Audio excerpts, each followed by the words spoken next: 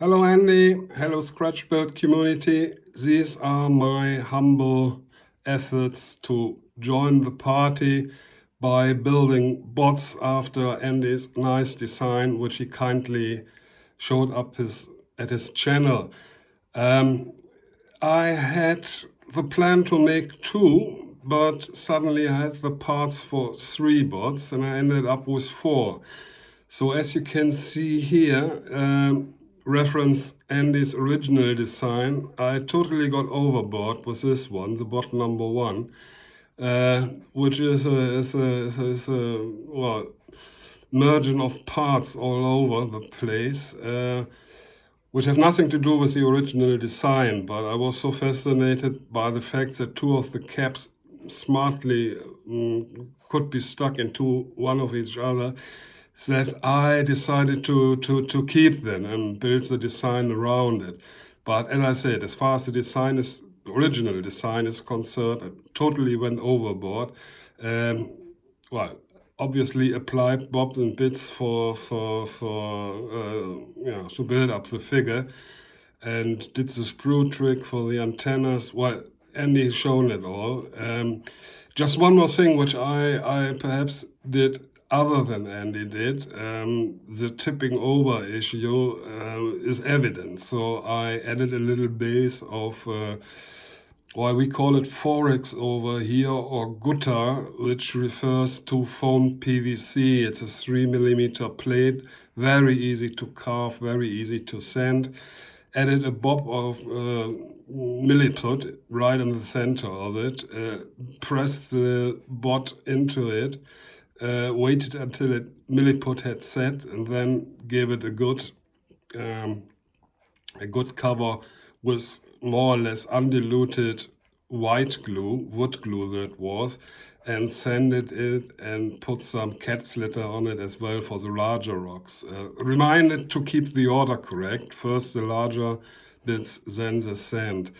And as you can see, I hope, the yellowish color implies that the wood glue hasn't set completely yet. So it's a bit of a weight there, which is necessary before I apply the primer. Otherwise, you will risk that the paint will crack later on. So I don't want that, so I'll give them another 24 hours to thoroughly harden. Well, with bot 3, I hope I more or less got the original designs of Andy covered. Well, I like it quite a bit because it's really a simple build-up, as you can see. It's 3 bottle tops and added some detail. Oh, one a little bit, which I had left over from a last scratch build.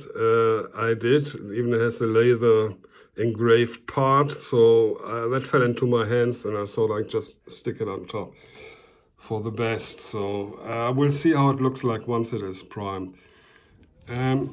You come to bot number 3, which is still more or less in line with Andy's design.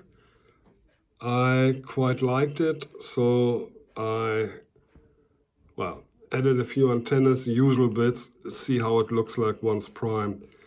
And the last and final, you would not believe that, bot number 4, there you got a bit of a counter rotation with the top and the same antenna routine. As you can see, it was built up using different sized pearls around the sprue, but I tell you, that was really fun to try to fiddle those pearls around the sprue. Took ages, but well, quite worth the effort once it's finished. So that makes bot number 4 complete, I guess.